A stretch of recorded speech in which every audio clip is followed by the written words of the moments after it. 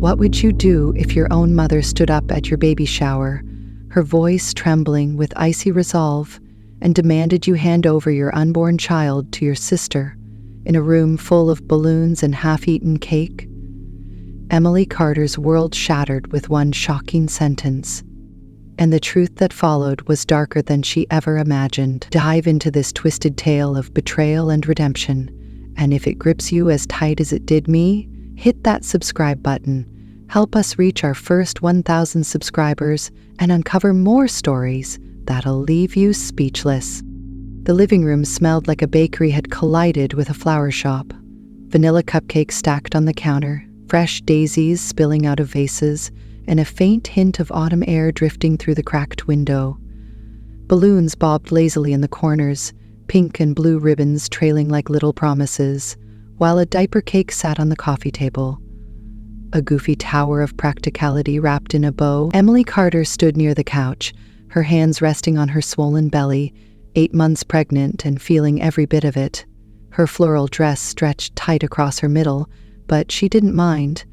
Today was her baby shower, a rare bright spot after months of gray. She smiled as her friend Lisa pressed a glass of punch into her hand, the chatter of guests wrapping around her like a warm blanket. For once, she let herself believe things might be okay. Then her mother ruined it.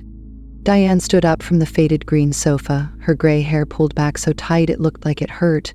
Her hands were clasped, knuckles white, like she was holding onto something she couldn't let go. The room hushed, forks pausing halfway to mouths, laughter trailing off into awkward silence. Emily figured it was time for one of Diane's speeches. She loved the spotlight at family gatherings, always had a way of making everything about her, but this wasn't a toast. This was a sledgehammer. "Emily," Diane said, her voice shaking but sharp as a knife, "you need to give the baby to Sarah. She needs this child more than you do."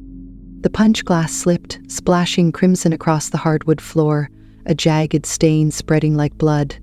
Emily's ears rang, drowning out the gasps from the dozen or so guests. Lisa froze, her mouth half open, and old Mrs. Henderson from down the street dropped her fork with a clatter. Emily's heart slammed against her ribs, her breath catching as she stared at her mother. She had to have heard wrong. This was a joke, a cruel one, but a joke. "What?" The word came out small, fragile, barely audible over the thudding in her chest. Diane stepped closer, her eyes shining with something dark, guilt maybe, or a twisted kind of love. "Sarah's been through hell. 5 years of trying, all those doctors, the tears. She deserves to be a mother. You're young, Emily. You've got time. You can have another. This baby, it's her chance." Emily's legs turned to jelly and she grabbed the arm of the couch to keep from falling. The baby kicked hard, a sharp jolt against her side, like it knew something was wrong. She looked past her mother to Sarah, her older sister, sitting there with her legs crossed, her face a mask. At 35, Sarah was all sharp edges, high cheekbones, a sleek bob, a posture that screamed control.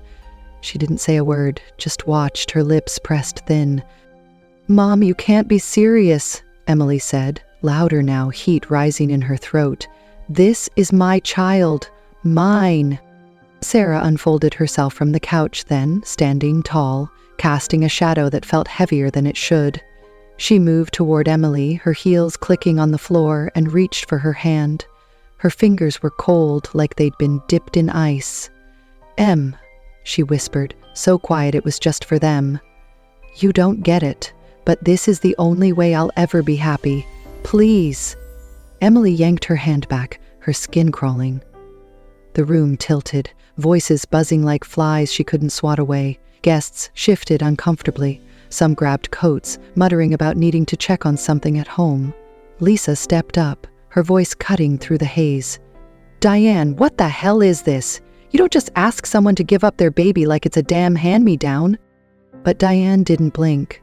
She straightened her spine, looking at Emily with a certainty that turned her stomach. "It's already decided," she said. "We've talked it over. It's for the best." Emily's chest squeezed tight, her breath coming in shallow bursts.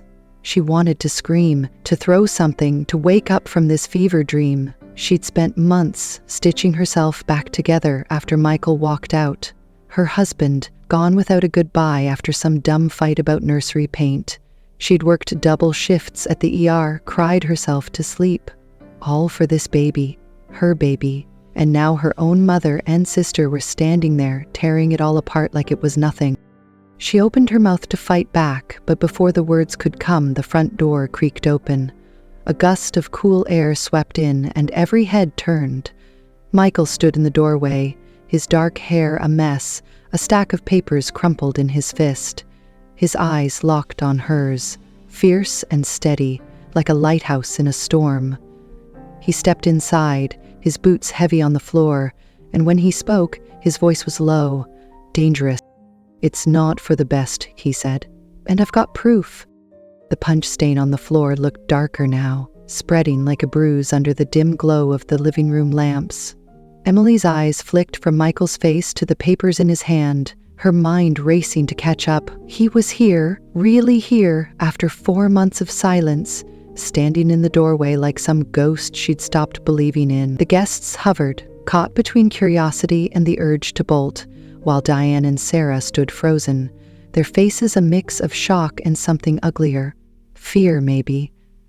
Emily's throat burned with questions, but she couldn't speak. Not yet. She thought back to the day he left. It was June, sticky and hot, the kind of day where the air clung to your skin. They'd been painting the nursery. Soft yellow, her choice, not his, and it turned into a fight. Something dumb, like always. He wanted blue, she said it was too predictable. Voices rose, paint cans clattered, and then he was gone, storming out with a duffel bag slung over his shoulder. No note, no call, just silence. She'd spent weeks replaying it, wondering if she'd pushed him too far, if he'd found someone else. The hospital kept her busy, night shifts stitching up drunks and holding hands with scared kids. But it didn't fill the hole he'd left. And then there was her family. Diane had always been a force, a woman who ruled with guilt and expectations. She'd raised Emily and Sarah alone after Thomas walked out 10 years ago, and she wore that sacrifice like a crown. Sarah got the best of it, the praise, the pity, the endless excuses. "She's sensitive," Diane would say when Sarah snapped, or "she's had it rough" when she didn't show up for holidays. Emily learned early to keep quiet, to be the steady one, the one who didn't need fixing. But lately something had shifted. Sarah started showing up unannounced, her silver SUV parked outside Emily's little house at odd hours. She'd bring casseroles or baby clothes, hand-me-downs from nowhere since she didn't have kids, and ask questions. Too many questions. "How's the baby moving? What's the doctor saying? You sleeping okay?" Emily chalked it up to sisterly concern, even if Sarah's eyes never matched her smile. They'd flash cold sometimes, like she was measuring something Emily couldn't see.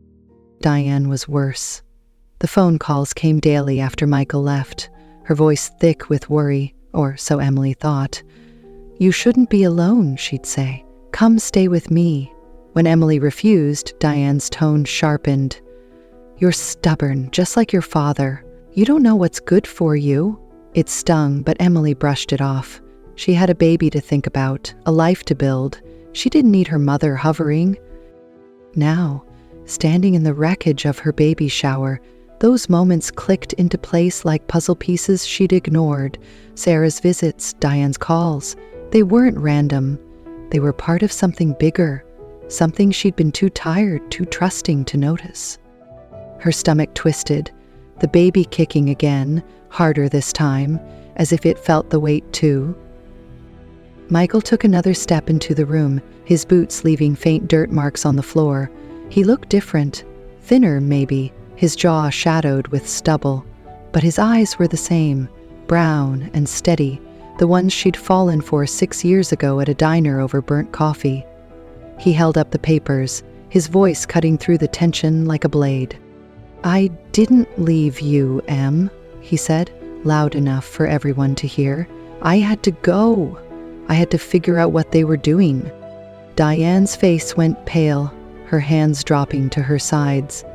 Sarah took a step back, bumping into the couch, her calm mask slipping.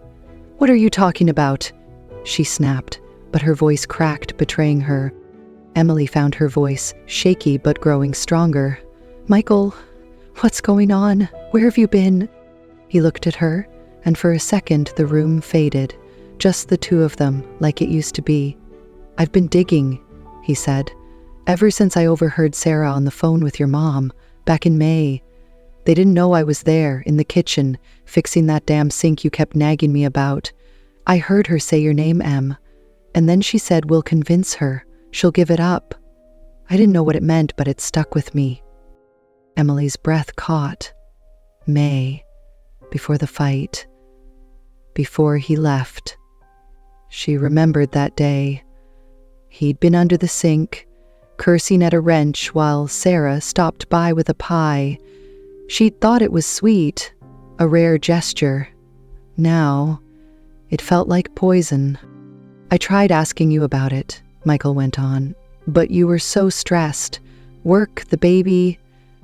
I didn't want to pile on. Then we fought, and I walked out. I shouldn't have, but I needed space to think. After a couple days, I started watching them, following them, listening."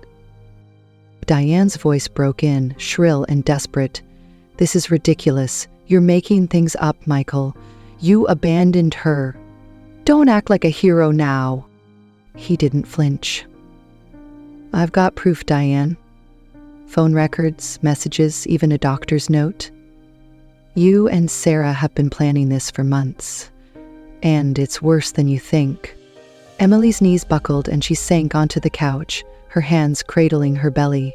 The baby kicked again, a frantic little dance, and she pressed her palm against it, grounding herself. Lisa hovered nearby, her face a mix of fury and worry, but Emily barely noticed. Her eyes were on Michael, on the papers, on the truth she wasn't sure she wanted to hear. "What do you mean, worse?" she asked, her voice trembling but firm. "What did they do?" Michael's jaw tightened, and he looked at Sarah, then Diane, like he was daring them to stop him. "They didn't just want your baby, Em," he said. "They lied to get it. Sarah's not infertile. Never was." The room went dead silent, the kind of quiet that presses down until you can't breathe. Emily stared at her sister, waiting for a denial, a laugh, anything. But Sarah just stood there, her face white, her hands shaking, and in that moment Emily knew, whatever came next, nothing would ever be the same. The silence in the living room was suffocating, thick as the humidity before a storm. Emily sat on the couch, her hands pressed against her belly, feeling the baby's restless kicks like tiny pleas for answers. Michael's words hung in the air. "Sarah's not infertile. Never was." They sliced through her, sharp and cold, cutting deeper with every second. Sarah didn't deny it. Her sister stood there, pale as a ghost, her hands trembling at her sides. Diane's mouth opened, then closed, her eyes darting between Michael and the papers he held like a loaded gun. Emily's voice came out low, raw, barely holding together. "Say something, Sarah. Tell me he's wrong." Sarah's lips parted, but no sound came. She looked at Diane, a quick, desperate glance, like a kid caught with her hand in the cookie jar. That look? It was all Emily needed. Her chest tightened, a sob clawing its way up her throat, but she swallowed it down. She wouldn't break. Not yet. Michael stepped forward, his boots thudding on the floor, the papers rustling as he spread them out on the coffee table. The diaper cake wobbled, a ridiculous centerpiece for this nightmare. "I didn't want to believe it either, Em," he said, his voice steady but laced with something heavy. Anger, maybe, or hurt. "But after I heard Sarah that day, I couldn't let it go. I started digging. It took me weeks to piece it together." He pointed to a stack of printouts, smudged ink and highlighted lines. "These are phone records. Sarah and Diane calling each other late at night, sometimes for hours. I got them from a guy I know at the phone company. Owed me a favor. Look at the dates. They started right after we told them you were pregnant." Emily leaned forward, her eyes scanning the pages. Numbers blurred together, but the pattern was clear. Dozens of calls clustering around the early months of her pregnancy. She remembered those days. Morning sickness so bad she could barely keep water down. Michael rubbing her back while she hugged the toilet.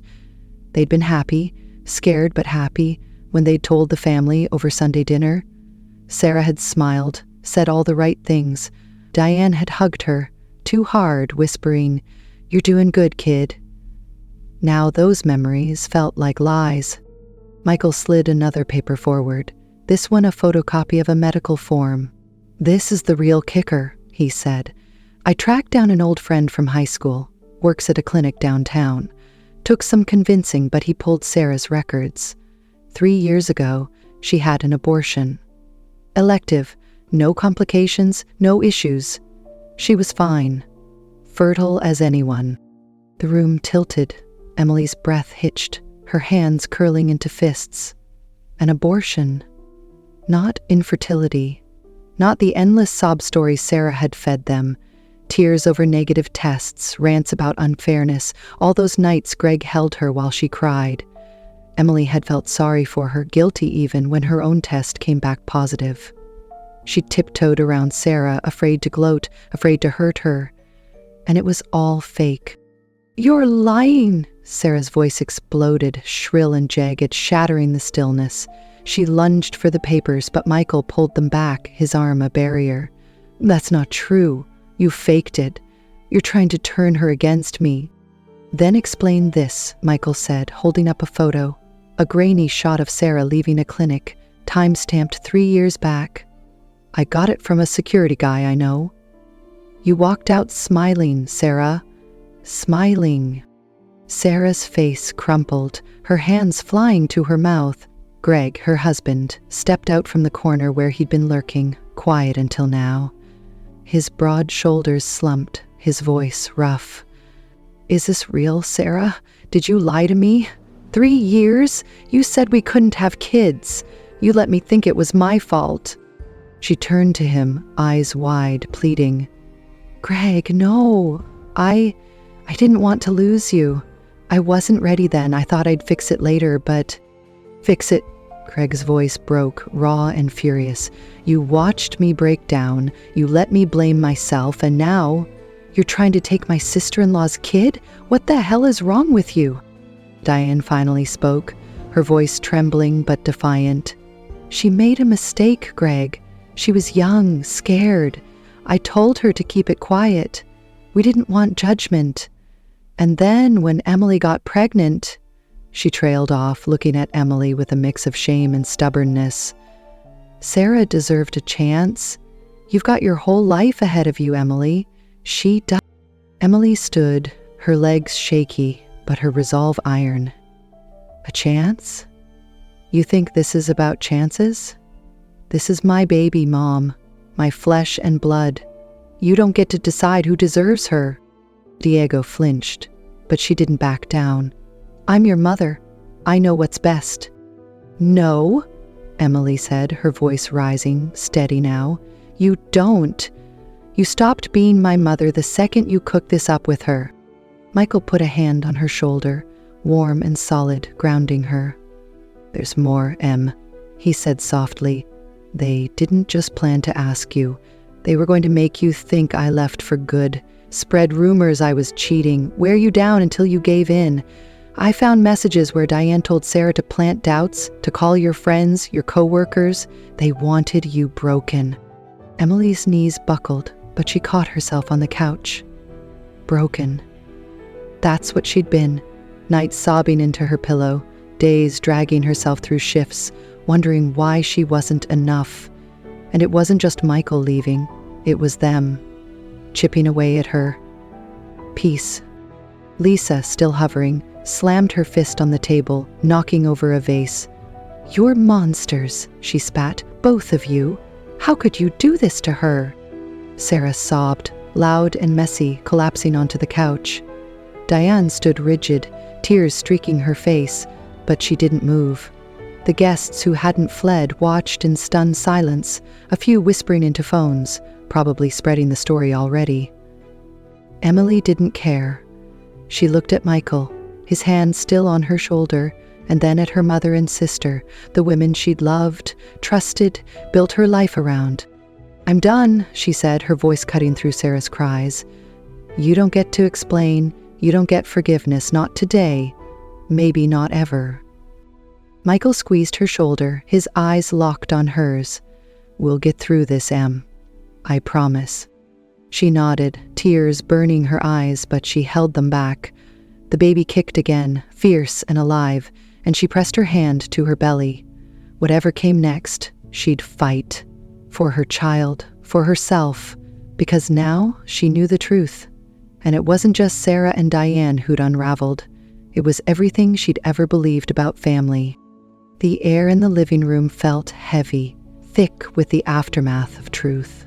Emily stood there, her hand pressed against her belly, the baby's kicks a quiet rhythm against the chaos. Sarah's sobs echoed off the walls, jagged and loud, but they didn't touch her anymore. Diane's tears streaked her face, silent and useless, while Greg loomed behind his wife, his fists clenched, his eyes hollow. Michael stayed close, his hand warm on Emily's shoulder, a lifeline she hadn't known she'd needed until now. The few guests left, Lisa included, watched like they'd stumbled into a train wreck, too stunned to look away. Emily's voice cut through the mess, steady despite the tremor in her chest. "I want you out, both of you, now."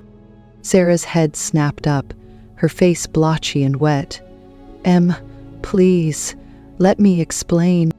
"There's nothing left to say," Emily shot back, her words hard as stone. "You lied.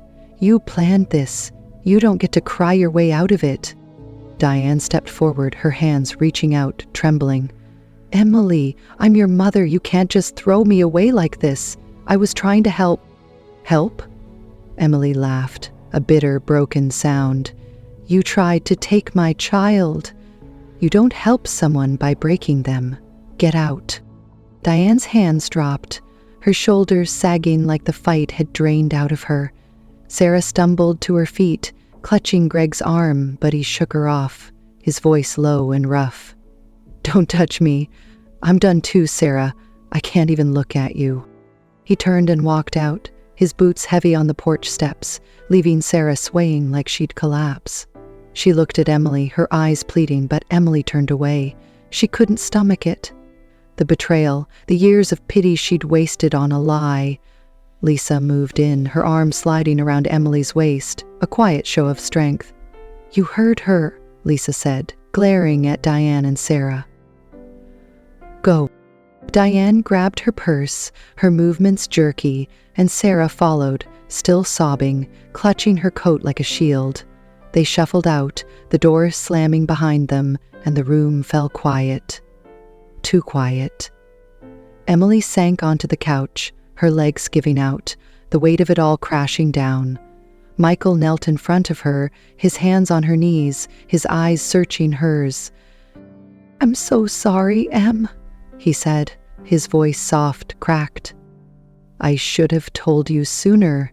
I thought I could fix it, protect you without dragging you into it. I messed up." She looked at him, really looked. The lines around his eyes deeper now, the guilt etched into his face. He'd left her alone, yeah, but he'd come back. He'd fought for her when she couldn't. "Why didn't you just tell me?" she asked, her voice small. "I thought you were gone for good." He swallowed hard, his thumbs brushing her knees. "I wanted proof first. I didn't trust myself, thought maybe I'd heard wrong, that I was paranoid. But then I saw the messages, the records. I couldn't let them win. I just didn't know how to face you until I had it all." Emily nodded, tears stinging her eyes. She wanted to be mad, to yell at him for the months of silence, but she was too tired, too relieved. "You're here now," she said, her hand finding his. "That's what matters." Lisa cleared her throat, breaking the moment. "I'll clean up," she said, gesturing at the spilled punch, the scattered plates. "You two need to talk. I'll lock up when I'm done." "Thanks, Lise," Emily murmured, grateful for the space. Lisa nodded and started gathering cups, her movements brisk, giving them room to breathe. Michael sat beside her, his arms sliding around her shoulders. "What do you want to do now?" he asked. "We can stay here or go somewhere else. Whatever you need." Emily leaned into him, her head resting against his chest, listening to the steady thud of his heart. "I don't know," she admitted. "I just want to feel safe again. For me, for her." She touched her belly, the baby shifting under her hand. "We will," he said, his voice firm. "I'm not going anywhere this time, I swear." The next few days blurred together.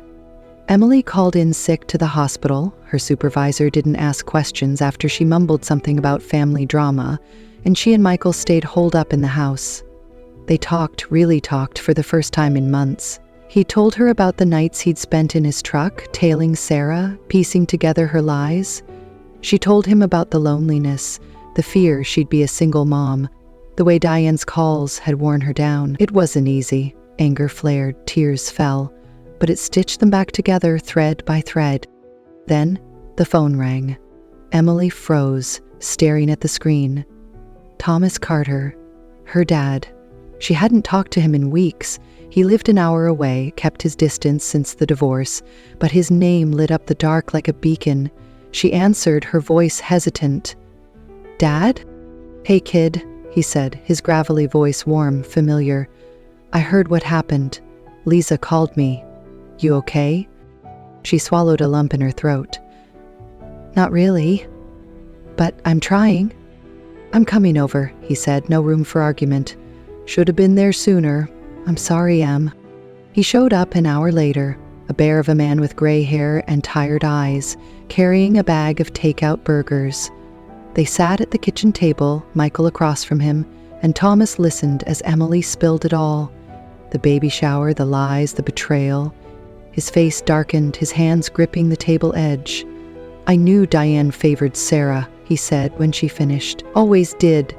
But this, I never thought she'd go this far." "I don't know how to fix it, Dad," Emily said, picking at her fries. "I don't even know if I want to." "You don't have to," he said, reaching for her hand. "You've got your own family now. Michael, that little girl on the way. I'm here too. We'll figure it out." She squeezed his hand, a flicker of hope sparking in her chest. Later, after Tomas left, she stood in the nursery with Michael, the yellow walls glowing in the lamplight. They'd finished it together that night, painting over the fight that had torn them apart. She looked at him, at the life they were rebuilding, and felt the baby kick. A promise, a new start. But in the back of her mind, she knew it wasn't over. Not completely. Sarah and Diane were gone, but their shadows lingered, a wound that wouldn't heal overnight. Still, for the first time in months, she wasn't afraid. She had Michael, her dad, her baby. It was enough. For now. The hospital room smelled of antiseptic and hope, a sharp contrast to the chaos of weeks past. Emily lay in the bed, her hair damp with sweat, her arms cradling a tiny bundle wrapped in a soft white blanket.